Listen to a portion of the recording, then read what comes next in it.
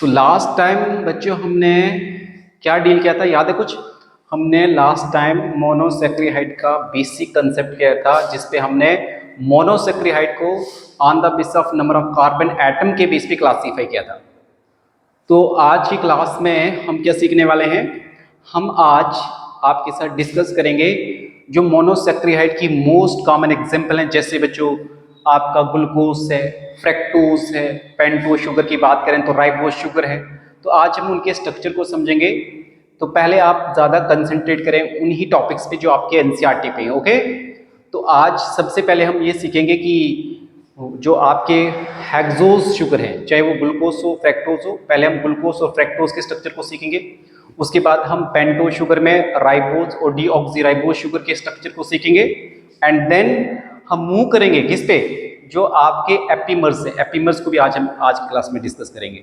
तो सबसे पहले अगर मैं आपको यहाँ पे शो करूँ तो ये आपका एक स्ट्रक्चर है ग्लूकोज का। This one is the structure of glucose, ठीक है?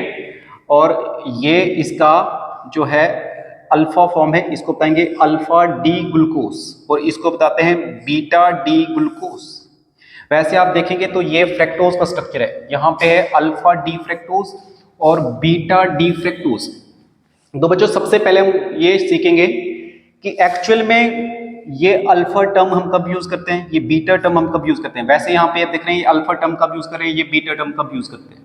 तो इसके लिए इसको सीखने से पहले आपको पहले ये टर्म सीखनी पड़ेगी, एनोमर्स। एनोमर्स होते क्या है, ठीक है? तो एनोमर्स एक्चुअली में बच्चों these are the stereo isomers. ये क्या होते हैं? These are the stereo isomers. लेकिन मोस्टली किस फॉर्म में? क्योंकि आपको पता है कि जो भी आपके मोनोसेक्रिहाइड होते हैं वो एग्जिस्ट करते हैं आपके रिंग फॉर्म में भी और किस फॉर्म में? That is the cyclic form में। लेकिन हम ये टर्म कौन से वाले टर्म के लिए यूज करते हैं? साइक्लिक शुगर के लिए। जैसे आप ये देख रहे हैं ये साइक्लिक है, ठीक है ना? और that differ in configuration only at the hemiacetal और हेमीकीटल कार्बन। अब आपको याद होगा हेमीएस्टल और हेमीकीटल पे कार्बन के लिए हम टर्म कब यूज करेंगे? तो याद रख लो जो आपके एल्डोजिस थे, तो एल्डोजिस में जो कार्बन नंबर 1 पे एल्डिहाइड ग्रुप था, और जो आपके कीटोसिस थे, तो कीटोसिस में आपका जो कीटोन ग्रुप था वो कार्बन नंबर 2 पे था। तो इसके लिए एक्चुअली में जैसे अगर मान के चलो आपका जो ग्लूकोज है, ये है आपके ग्लूकोज का structure, this one is the structure of glucose. और ग्लूकोज एक क्या है? एल्डोज है। क्या है? एक एल्डोज है। तो एल्डोज के केस में बच्चों जो आपका एल्डिहाइड होता है वो कार्बन नंबर 1 पे होगा, तो ये इसका यहाँ पे कार्बन नंबर 1 है। तो इस कार्बन के लिए हम टर्म यूज करेंगे एनोमेरिक कार्बन। क्या बताएंगे? Anomeric carbon. तो ग्लूकोज क्योंकि एक एल्डोज है, तो एल्डोज में एल्डिहाइड ग्रुप आपके कार्बन नंबर 1 के साथ है, यहाँ पे ये कार्बन नंबर 1 है, तो इस कार्बन के लिए हम टर्म यूज करेंगे एनोमेरिक कार्बन। वैसे ही अगर आप बात करोगे ये स्ट्रक्चर जो है फ्रक्टोज का है, जैसे ग्लूकोज एक एल्डोज था वैसे ही फ्रक्टोज एक क्या है? कीटोज है, क्योंकि यहाँ पे कार्बन नंबर 2 के साथ क्या था? आपका कीटोन ग्रुप था। तो हम बता सकते हैं अगर देखो ये कार्बन नंबर 1 है तो यहाँ पे कार्बन नंबर 2 होगा, तो इस वाले यहाँ पे कार्बन नंबर 2 पे इनके साथ फ्रक्टोज के लिए बच्चों हम इसके लिए टर्म यूज करेंगे एनोमेरिक कार्बन। क्या बताएंगे? Anomeric carbon. ये एनोमेरिक कार्बन होगा यहाँ पे, ठीक है? तो बात हुई कि हमने कि these are the stereoisomer of cyclic structure that differ in condition only at the hemiacetal और द हेमीकीटल। ये आपका आ जाएगा हेमीएस्टल, क्योंकि यहाँ पे आपका कौन सा फंक्शनल ग्रुप है? That is the aldehyde. और यहाँ पे कौन सा ग्रुप है? दैट इज द कीटोन, इसलिए इसको बताएंगे हेमीकीटल कार्बन। अब यहाँ पे क्या है कि यहाँ पे डिफर हो जाती है configuration with respect to OH। तो देखो अगर याद रख लो जो OH मीन हाइड्रोक्सिल ग्रुप, इसको बताते हैं हाइड्रोक्सिल ग्रुप। क्या बताएंगे? Hydroxyl group. OH mean hydroxyl group. तो देखो अगर ये एनोमेरिक कार्बन है, this one is the carbon number 1, और ये इनके साथ एल्डोसिस में एनोमेरिक कार्बन होगा। If the hydroxyl group on the anomeric carbon is below the plane. आप देख रहे हैं यहाँ पे जो हाइड्रोक्सिल ग्रुप है वो बिलो द प्लेन है आपका दिस रिंग, इसके लिए हम टर्म यूज करते हैं alpha position.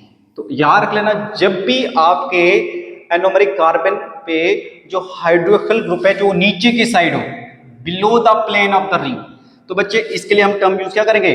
Alpha term use करते हैं। क्या यूज करेंगे? अल्फा, ठीक है? जैसे ये ग्लूकोज का स्ट्रक्चर है तो हम इसको बताएंगे अल्फा ग्लूकोज।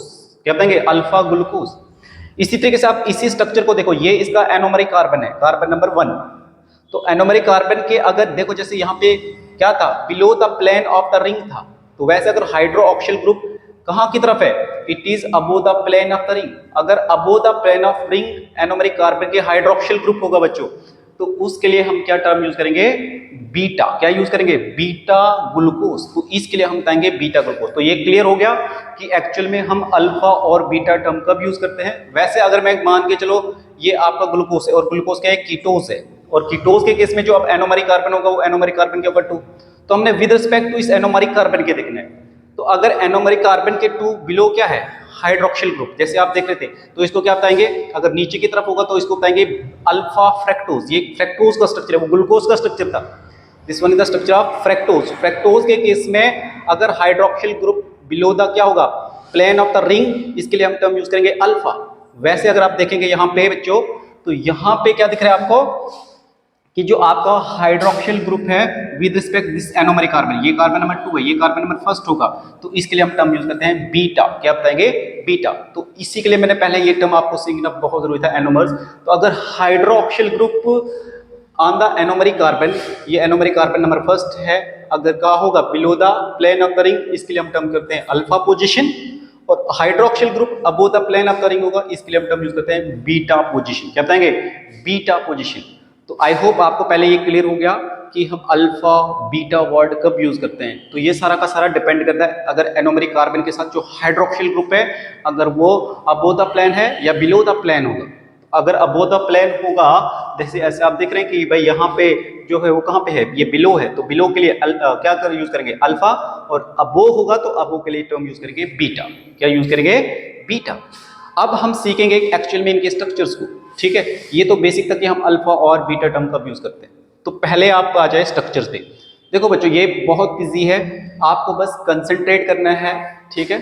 तो सबसे पहले आप स्ट्रक्चर को बिना सीखे पहले आप इन रिंग्स पे आ जाओ। ये रिंग्स क्या है, इस वाली रिंग के लिए टर्म यूज करते हैं। अगर मान के चलो ये वाली रिंग कहीं आपको दिख रही है, इसको बताते हैं पायरॉन रिंग।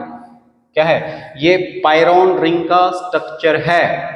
अब इसमें देखोगे तो ये पायरॉन रिंग जो होती है, पहला पॉइंट याद रख लीजिए कि ये एक 6 मेंबर्ड रिंग होती है। ये क्या है, एक 6 मेंबर्ड रिंग होती है, 6 मेंबर्ड रिंग, 6 मेंबर्ड रिंग। दूसरा पॉइंट याद रख लीजिए। अब 6 मेंबर्ड रिंग कहने का मतलब क्या है कि रिंग के अंदर यहाँ पे 6 एटम होंगे। कितने होंगे, 6 एटम होंगे। मैंने लिखा ना 6 एटम कहने का मतलब क्या है, ये यहाँ पे कार्बन नंबर 1 होगा, यहाँ पे कार्बन होगा, यहाँ पे कार्बन नंबर 2 होगा, यहाँ पे कार्बन नंबर 3 होगा, यहाँ पे कार्बन नंबर 4 होगा, और यहाँ पे कार्बन नंबर 5 होगा, ठीक है। और एक इस रिंग के अंदर क्या होगा, ऑक्सीजन होगा। तो ये हम बता सकते हैं कि इस रिंग के अंदर कितने कार्बन होंगे, 5 कार्बन, और ऑक्सीजन कितना होगा, 1 होगा। तो ऐसी रिंग के लिए हम टर्म क्या यूज करते हैं, that is called the pyran ring, ठीक है। 6 मेंबर्ड रिंग है, और इस 6 मेंबर्ड रिंग में आप देख रहे हैं कि 1 2 3 4 5 पोजीशन पे आपका कार्बन है, और इस वाली पोजीशन पे आपका क्या होगा, ऑक्सीजन। इस रिंग के लिए हम क्या टर्म यूज करते हैं, पायरॉन। क्या है, पायरॉन। इसी तरीके से एक टर्म आएगी फ्यूरॉन। क्या आएगा, फ्यूरॉन। अब देखो फ्यूरॉन में क्या होता है, ये आपकी जैसे ये 6 मेंबर्ड रिंग होती है बच्चों, वैसे अगर हम जब पायरॉन की फ्यूरॉन की बात करते हैं तो ये आपकी 5 मेंबर्ड रिंग है। ये क्या है, it is 5 membered ring, 5 membered ring. अगर 5 मेंबर्ड रिंग है तो ये यहाँ पे कार्बन नंबर 1 होगा, carbon number 2, carbon number 3, carbon number 4, और यहाँ पे होगा ऑक्सीजन।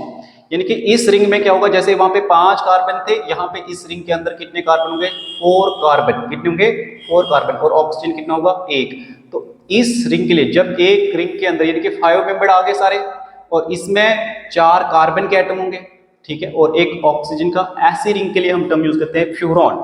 क्या बताएंगे, हम इसके लिए टर्म यूज करेंगे बच्चों फ्यूरॉन। अब आपने पायरॉन और फ्यूरॉन को सीख लिया कि ये 6 मेंबर्ड रिंग होती है, जिसमें 5 कार्बन के एटम और 1 ऑक्सीजन का एटम रिंग के अंदर होगा, इनसाइड द रिंग। और वैसे फ्यूरॉन में आपने क्या देखा कि आपके 5 मेंबर्ड रिंग में यहाँ पे 4 कार्बन के atom with in the ring होंगे, और 1 ऑक्सीजन का एटम होगा। क्लियर है। अब देखो एक्चुअल में हमें अब इन स्ट्रक्चर को, जैसे आपने फ्यूरॉन और पायरॉन का स्ट्रक्चर देख लिया, फ्यूरॉन और पायरॉन का स्ट्रक्चर देख लिया। अब आपको ये देखना है कि भाई जो आपका ग्लूकोज, जैसे आपको ये स्ट्रक्चर ऑफ ग्लूकोज दिख रहा है, तो ग्लूकोज कौन सा वाला स्ट्रक्चर एग्जिबिट कर रहा है, ये ग्लूकोज का स्ट्रक्चर है। तो ग्लूकोज दिख रहा है कि भाई आपका ये पायरॉन की तरफ दिख रहा है, क्योंकि इस पायरॉन रिंग में अगर आप देखेंगे तो यहाँ पे इसके पास वही सेम एक ऑक्सीजन होगा और 1 2 3 4 5 पे क्या होगा, इसके पास कार्बन होगा। ठीक है, तो ये एक आपका जो ग्लूकोज का स्ट्रक्चर होता है ये एक पायरानोज रिंग का स्ट्रक्चर शो करता है, पायरोन रिंग का स्ट्रक्चर शो कर रहा है। इसी तरीके से बच्चों आप देखेंगे तो ये आपका फ्यूरॉन है, तो फ्यूरॉन में आपका जो आपका कौन सा वाला है, ये फ्रैक्टोज का स्ट्रक्चर है। तो बच्चों फ्रैक्टोज के स्ट्रक्चर में देखोगे तो फ्रैक्टोज स्ट्रक्चर कौन से वाले स्ट्रक्चर को एग्जिबिट कर रहा है, फ्यूरॉन को। देख रहे हैं यहाँ पे, जैसे एक ऑक्सीजन यहाँ पे था, एक ऑक्सीजन यहाँ पे है, और एक ऑक्सीजन के बाद ये number of carbon 1 carbon 2 carbon 3 carbon 4। मैंने पहले बताया कि इस रिंग के अंदर कितने कार्बन होंगे, 4 कार्बन होंगे और ऑक्सीजन कितना होगा, 1। तो आपका जो फ्रैक्टोज का स्ट्रक्चर है, तो फ्रैक्टोज कौन से वाले स्ट्रक्चर को एग्जिबिट कर रहा है, फ्यूरॉन रिंग को। कौन से वाले रिंग को, फ्यूरॉन को। तो आपको ये कंसेप्ट क्लियर हो गया कि एक्चुअल में जब हम ग्लूकोज के स्ट्रक्चर को या फ्रैक्टोज के स्ट्रक्चर को देखते हैं तो जो आपका ग्लूकोज का स्ट्रक्चर है वो पायरोन का रिंग जैसा स्ट्रक्चर एग्जिबिट करता है, और इसी तरीके से जो आपका फ्रैक्टोज है वो कौन से वाले स्ट्रक्चर को एग्जिबिट कर रहा है, फ्यूरॉन को। कौन सा, फ्यूरॉन को। तो अब ये हम आएंगे एक्चुअल में, this one is the structure of glucose. ठीक है, ये है स्ट्रक्चर ग्लूकोज का, बट ये है इसका ओपन चेन फॉर्म और ये है इसका रिंग फॉर्म। तो हम देखेंगे कि एक्चुअल में ग्लूकोज का जो आपका रिंग फॉर्म जो होता है, ये वाला रिंग फॉर्म जो है वो कैसे आपके जो ये ओपन चेन फॉर्म से रिंग फॉर्म में कैसे चेंज होता है, पहले हम ये सीखेंगे। वो समझ आ रहा है मैं क्या बता रहा हूँ, कि ये इसका ओपन चेन स्ट्रक्चर है और ये open chain form structure cyclic form में कैसे ऑप्ट होता है। तो पहले हम क्या देखेंगे, देखो ये इसका रिंग फॉर्म है, आप देख रहे हैं दिस वन इज द, मैंने लास्ट टाइम आपको जब बताया था कि ये ग्लूकोज क्या है, ग्लूकोज पहला पॉइंट याद रख लीजिए, ग्लूकोज एक एल्डोज शुगर है। क्या है, ये एक एल्डोज शुगर है। ठीक है, एल्डोज शुगर क्यों है, क्योंकि भाई इसके पास कार्बन नंबर 1 पे क्या है, एल्डिहाइड ग्रुप है, याद है कुछ, CHO एल्डिहाइड ग्रुप होता है इस पे, क्लियर है। तो अब इसका फॉर्मूला क्या होता है, तो ये होता है C6H12O6, ये इसका मॉलिक्यूलर फॉर्मूला है। इसका मतलब है नंबर ऑफ कार्बन कितने हैं, 1 2 3 4 5 6। ठीक है, और याद रखना हमेशा पहले वाले कार्बन के साथ क्या होगा, कौन सा फंक्शनल ग्रुप होगा, दैट इज द आपका एल्डिहाइड ग्रुप होगा, CHO ग्रुप होगा। तो देखो यहाँ पे एक्चुअली में मोस्टली जो आपके 6 कार्बन के शुगर होते हैं या आपके 5 कार्बन के शुगर, वो आपके कौन से वाले स्ट्रक्चर को एग्जिबिट करते हैं, वो आपका ओपन चेन फॉर्म भी शो करते हैं और रिंग फॉर्म भी शो करते हैं। लेकिन मोस्टली आपका जो ग्लूकोज है, फ्रैक्टोज है या राइबोज शुगर है, वो मोस्टली एक्वस सॉल्यूशन में आपका कौन से वाले स्ट्रक्चर को ऑप्ट करता है, दैट इज द कौन सा वाला, this is called the ring form structure.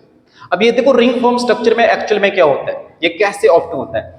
तो यहाँ पे जो एल्डिहाइड ग्रुप का फंक्शनल ग्रुप CHO है, तो ये एक्चुअल में भाई यहाँ पे किसको अटैक करता है, जो कार्बन नंबर 5 के हाइड्रोक्सिल ग्रुप के साथ। ये ध्यान देना, इससे क्वेश्चन बन सकता है। जो एल्डिहाइड कार्बन नंबर 1 का फंक्शनल ग्रुप है, वो इसके कार्बन नंबर 5 के जो इस साइड आपका हाइड्रोक्सिल ग्रुप है, तो इसके साथ ये क्या करेगा, यहाँ पे एक्चुअल में अटैक करता है। तो आपको पता है कि भाई कार्बन का चार्ज कैसा होता है, पॉजिटिव चार्ज होता है, ऑक्सीजन का कैसे होगा, नेगेटिव, हाइड्रोजन का कैसे होगा, पॉजिटिव। ठीक है, हाइड्रोजन का कैसा होता है, पॉजिटिव। तो देखो ये एक्चुअल में क्या होता है कि जो हाइड्रोजन वाला जो हाइड्रोजन है, तो हाइड्रोजन किसके साथ लिंक करेगा, इस ऑक्सीजन के साथ। ऑक्सीजन के पास चार्ज कैसा होता है, नेगेटिव, तो ये हाइड्रोजन किसके साथ भाई अपना स्ट्रक्चर शो करेगा, बॉन्ड किसके साथ बनाएगा, ऑक्सीजन के साथ। तो भाई ये स्ट्रक्चर किस में चेंज हो जाएगा, OH में। तो आप देख रहे हैं ये कार्बन नंबर 1 है, तो this one is the carbon number 1, ये कार्बन नंबर 1 है। अब इस कार्बन नंबर 1 के साथ जो O है, तो इसका H इसके साथ भाई क्या हो गया, बॉन्ड बना के क्या बनाया, OH, तो ये आ गया इसका OH। अब पीछे क्या बच गया, चलो इसका H, अब ये ऑक्सीजन रह गया, तो ये वाला ऑक्सीजन एक्चुअली में ये वाला ऑक्सीजन है, दिस वन, ये वाला ऑक्सीजन है। और एक्चुअल में अगर आप देखोगे तो ये फिर क्वेश्चन आता है कि सर ये हाइड्रोजन कहाँ गया, तो आप हाइड्रोजन नीचे की तरफ ड्रा कर लो, ये आ गया हाइड्रोजन। ठीक है, और ये कार्बन कहाँ गया, तो this one is the carbon number 1। इसी तरीके से ये कार्बन नंबर 2 होगा, कार्बन नंबर 3 होगा, कार्बन नंबर 4, कार्बन नंबर आ गया ये वाला 5। आप देख रहे हैं कार्बन नंबर 5 के साथ यहाँ पे आप नीचे की तरफ H ड्रा कर लीजिए, क्योंकि आपको अभी पता है कि कार्बन नंबर 5 के साथ भाई क्या अटैच होगा, ये वाला ऑक्सीजन जो फ्री रह गया था, ये वाला, दिस वन। ठीक है, तो ये आ गया ऑक्सीजन। और लास्ट वाले कार्बन के साथ क्या था, CH2OH, ये है CH2OH। ठीक है। तो अगर इस केस में हम इस ग्लूकोज का स्ट्रक्चर अगर बताएं, ये इसका लीनियर फॉर्म था डी ग्लूकोज का, तो इस वाले केस में इसका नाम क्या दे देंगे? तो आप देख रहे हैं कि यहाँ पे अभी मैंने पीछे समझाया कि अगर आपका हाइड्रोक्सिल ग्रुप जो है वो एनोमेरिक कार्बन के क्या हो, अबो द प्लेन, उसके लिए हम टर्म क्या यूज करते हैं? बीटा। क्या बताएंगे उसके लिए? एक्चुअली में हम टर्म यूज करते हैं बीटा। तो ये बीटा ग्लूको, क्योंकि ग्लूकोज का स्ट्रक्चर तो बीटा ग्लूको, तो कौन से वाले स्ट्रक्चर को एग्जिबिट कर रहा है? पायरॉन। तो नाम दे देंगे बीटा ग्लूकोपाइरानोज। तो जो पायरॉन के स्ट्रक्चर को एग्जिबिट कर रहा है उसको बताएंगे ग्लूकोपाइरानोज। तो ये बीटा ग्लूकोपाइरानोज का स्ट्रक्चर है। इसी तरीके से अगर मान के चलो इस एनोमेरिक कार्बन नंबर फर्स्ट के विद रिस्पेक्ट में अगर OH नीचे होता और H ऊपर होता, तो उसके लिए हम टर्म क्या यूज करते हैं?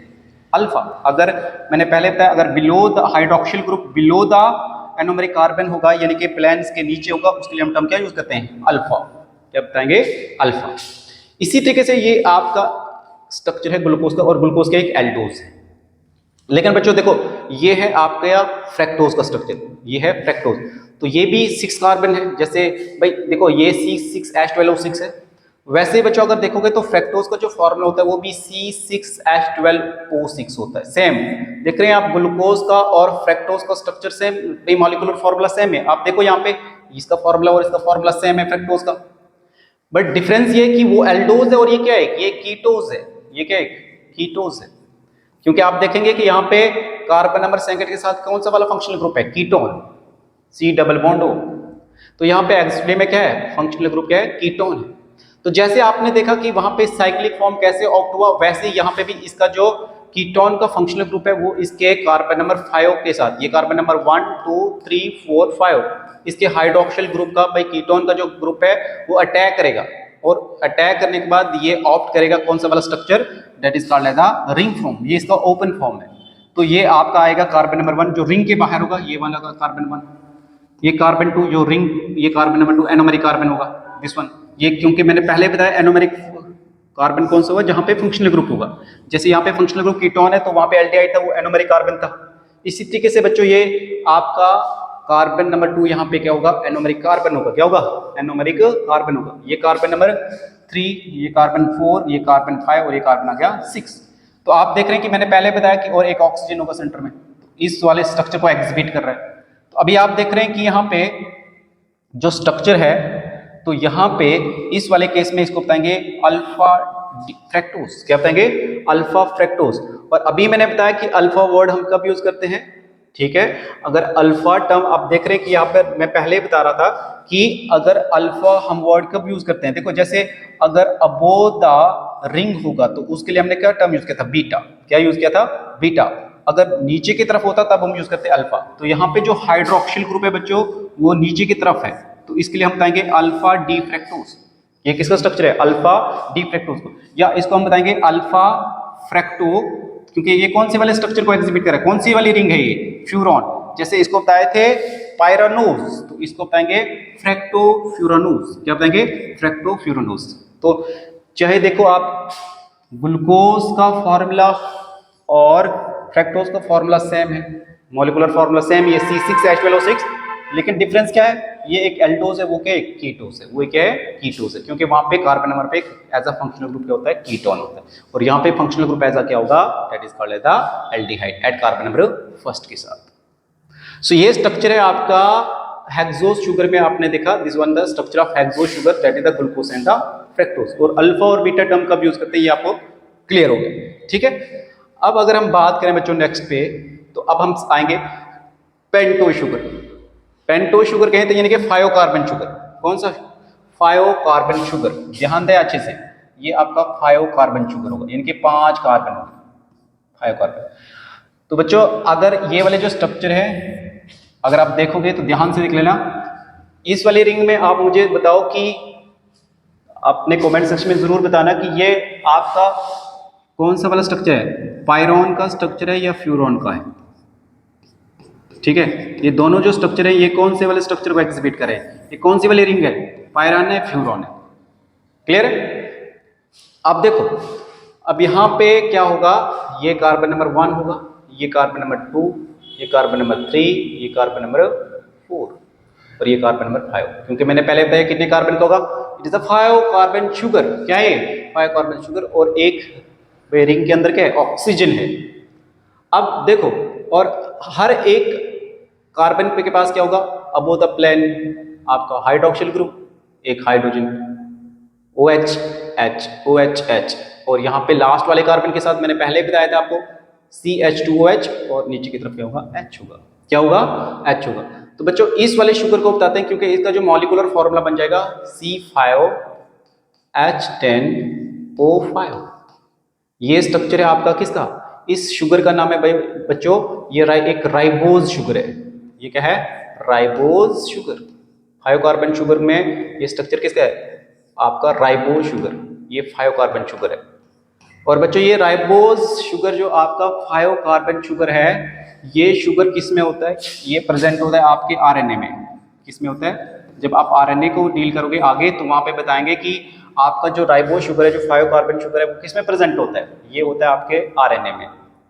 और इसी तरीके से अगर आप देखोगे this one is the structure of इस, ये भी 5 कार्बन शुगर है, लेकिन बच्चों यहाँ पे क्या है कि यहाँ पे आप देख रहे हैं मैं जहाँ पे सर्कल कर रहा हूँ, आप देखो जो कार्बन नंबर यहाँ पे 2 था, this one is the carbon number 2। अब इसी तरीके से इसका carbon number 1, carbon number 2, carbon 3, carbon 4 और कार्बन 5। तो अगर आप देखोगे इसमें तो कार्बन नंबर 2 पे देखो, कार्बन नंबर 2 पे यहाँ पे जैसे कार्बन नंबर 2 पे OH था, तो यहाँ पे कार्बन नंबर 2 पे क्या है सिर्फ H है। सिर्फ क्या है H है, यानी कि एक ऑक्सीजन कम है। तो हम बता सकते हैं इसका मॉलिक्यूलर फॉर्मूला क्या होगा, क्योंकि कार्बन तो 5 ही के 5 है, 1 2 3 4 5, तो C5, तो H भी उतने ही है जितने यहाँ पे, तो हम बता सकते हैं H10। लेकिन एक ऑक्सीजन एट कार्बन नंबर 2 पे क्या है कम है, तो हम बता सकते हैं O4। क्या बताएंगे O4। तो इसका मॉलिक्यूलर फॉर्मूला आएगा, यानी कि एक ही ऑक्सीजन कम है C5H10O4, C5H10O4 इसका मॉलिक्यूलर फॉर्मूला। तो बच्चों इस वाले शुगर को हम बताते हैं, देखो क्योंकि एक ऑक्सीजन कम है तो इस एक ऑक्सीजन के लिए हम टर्म यूज करेंगे जो कम है डीऑक्सी। क्या बताएंगे डीऑक्सी, यानी कि जो कार्बन नंबर 2 पे एक ऑक्सीजन, क्योंकि यहाँ पे हाइड्रोक्सिल ग्रुप था और इस हाइड्रोक्सिल ग्रुप की जगह यहाँ पे क्या है सिर्फ हाइड्रोजन है, तो यहाँ पे इस ऑक्सीजन ना होने की वजह से हमने क्या टर्म यूज की डीऑक्सी। क्या बताया deoxy mean absence of oxygen. तो भाई डीऑक्सी राइबोज शुगर, ये भी 5 कार्बन शुगर ही है, तो हमने इसका। बट बच्चों याद रख लेना जैसे आपका ये वाला राइबोज शुगर था 5 कार्बन का, तो डीऑक्सी राइबोज शुगर भी कितने कार्बन का होगा, ये भी 5 कार्बन का ही होगा। अब याद रख लेना जैसे राइबोज शुगर 5 कार्बन का होगा, ये आपके आरएनए में प्रेजेंट होता है बच्चों, तो याद रख लेना जो आपका डीऑक्सी राइबोज शुगर होता है ये आपके डीएनए में होता है। ये किस में होता है दिस स्ट्रक्चर, जब आप आरएनए और डीएनए के स्ट्रक्चर को डील करोगे तो जब वहां पे हम आगे समझेंगे इसमें, तो वहां पे आपको एक कंसेप्ट क्लियर हो जाएगा कि इन केस ऑफ आरएनए के केस में जो शुगर होता है उसको बताते हैं राइबोज शुगर। 5 कार्बन शुगर है, ये भी 5 कार्बन शुगर है, बट डिफरेंस ये है कि एट कार्बन नंबर 2 पे यहाँ पे हाइड्रोक्सिल ग्रुप होता है और यहाँ पे हाइड्रोक्सिल की ग्रुप जगह आप देख रहे हैं सिर्फ हाइड्रोजन, यानी कि एक ऑक्सीजन कम है, तो उसकी वजह से आप मॉलिक्यूलर फॉर्मूला भी निकाल सकते हो। तो ये इनका रिंग फॉर्म स्ट्रक्चर है पेंटो शुगर का, ठीक है। तो ये वाले जो आपके स्ट्रक्चर है ये आगे आपके पेंटो शुगर में आपका राइबोज शुगर का, किसका राइबोज शुगर का, क्लियर है। अब इसमें एक बच्चों एक और टर्म आती है, अब आज सीखेंगे हम एक और term, that is the what are epimers. क्या एपिमर्स होते क्या है, तो देखो अब अभी आपने देखा, ध्यान देना ये आपका ग्लूकोज का स्ट्रक्चर है, this one is the structure of glucose. कौन सा स्ट्रक्चर है, ये आपका open chain form of structure है, किसका ग्लूकोज का। तो ओपन चेन फॉर्म में ये देखो carbon number 1, carbon number 2, 3, 4, 5 and 6। तो आप ध्यान देना यहाँ पे अगर आप बात करोगे तो यहाँ पे आपका याद रख लेना कार्बन नंबर 4 और 5 पे आपके राइट हैंड साइड पे हाइड्रोक्सिल ग्रुप प्रेजेंट होते हैं, और एक साइड अगर हाइड्रोक्सिल OH ग्रुप प्रेजेंट होगा दूसरे साइड अल्टरनेट में हाइड्रोजन होता है।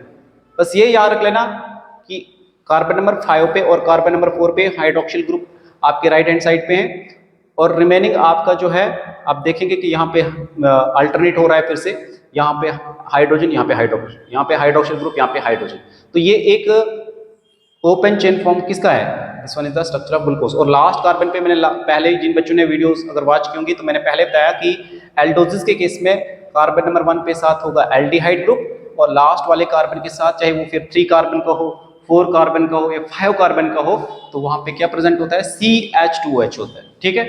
और ये अगर आप देखेंगे तो ये स्ट्रक्चर है किसका, ग्लूकोज का। पहले आप डेफिनेशन पे आओ, देखो ये एक ग्लूकोज की एक शुगर है, मोनोमरिक यूनिट है ये।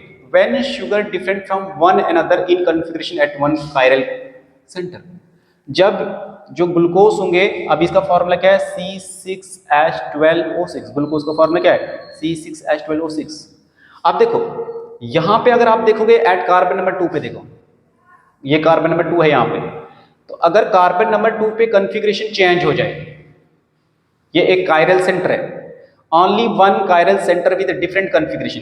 देखो जैसे यहाँ पे आप hydroxyl group right hand side पे देख रहे हैं, अब यही हाइड्रोक्सिल ग्रुप इस स्ट्रक्चर में, ये स्ट्रक्चर किसका है, ये मैनोज का है। देखो ये भी C6H12O6 है, ये भी C6H12O6 है, यानी कि ये भी आपका सेम मॉलिक्यूलर फॉर्मूला है ग्लूकोज और मैनोज का। जैसे मैंने बताया कि इनकी कॉन्फ़िगरेशन सिर्फ एक कार्बन पे चेंज हो रही है, वो कौन से वाले कार्बन पे चेंज हो रही है, एट कार्बन नंबर 2 पे। यहाँ पे देख रहे हैं कि इसका hydroxyl group right hand side पे और इसका कहां पे है, that is on the left hand side. So इसको बताएंगे when sugar different from one other in configuration at wire chiral centre, one chiral centre पे जब कॉन्फ़िगरेशन चेंज होगी उसके लिए हम टर्म करते हैं यूज एपीमर। क्या बताएंगे, एपीमर, ओके। तो हम बता सकते हैं only one chiral centre with different configuration, सिर्फ एक। तो हम बता सकते हैं कि ग्लूकोज एंड मैनोज, ये ग्लूकोज का स्ट्रक्चर है, ये आपका मैनोज का स्ट्रक्चर है। So glucose and mannose are the epimer with respect of C2, क्योंकि इनकी जो कॉन्फ़िगरेशन है वो कौन से वाले कार्बन पे चेंज हो रही है, कार्बन नंबर 2 पे चेंज हो रही है।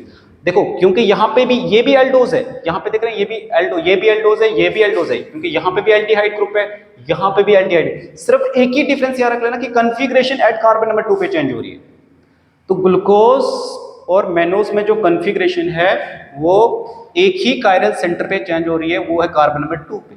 इसी तरीके से ग्लूकोज का एक एपीमर आ गया मैनोज, जिनकी कॉन्फ़िगरेशन एट कार्बन नंबर 2 पे चेंज हो रही है। हम बता सकते हैं glucose and mannose are the epimers with respect of what, C2, क्योंकि C2 पे कॉन्फ़िगरेशन चेंज हो रही है। तो हम बता सकते हैं, देखो फॉर्मूला क्या है, सेम है, दीज आर द आइसोमर्स। ये क्या है, आइसोमर, जहां पे क्या है फॉर्मूला सेम है, सिर्फ स्ट्रक्चर में डिफरेंस आ रहा है, तो उसके लिए हम क्या टर्म यूज करते हैं बच्चों, this are called the isomers. तो इसी तरीके से अब विद रिस्पेक्ट टू ग्लूकोज के केस में आपका एक आइसोमर और होता है, इसको बताते हैं गैलेक्टोज। तो अगर बच्चों को गैलेक्टोज का स्ट्रक्चर में वहां यहाँ पे शो करूं तो सेम ऐसा ही होगा कि वहां पे भी सेम होगा फॉर्मूला, सिर्फ स्ट्रक्चर में डिफरेंस होगा। कौन से वाले भाई कार्बन में अगर चेंज होगी, C4 पे।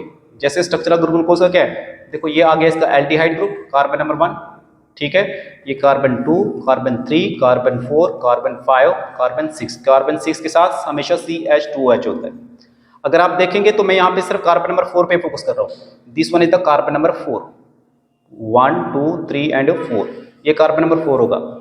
अब अगर इस कार्बन नंबर 4 पे अगर वहां पे देखोगे तो ये देखो यहाँ पे कार्बन नंबर 4 पे हाइड्रोक्सिल ग्रुप आपके राइट हैंड साइड पे है, किसके, ग्लूकोज के, लेकिन यही हाइड्रोक्सिल ग्रुप यहाँ पे OH इधर चले जाएगा और H इधर साइड आएगा। रिमेनिंग स्ट्रक्चर ग्लूकोज की ही तरह होगा सेम।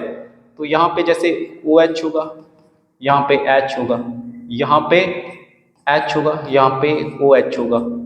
इस तरह से अगर ग्लूकोज में देखोगे 5th नंबर पे OH साइड है, H साइड है।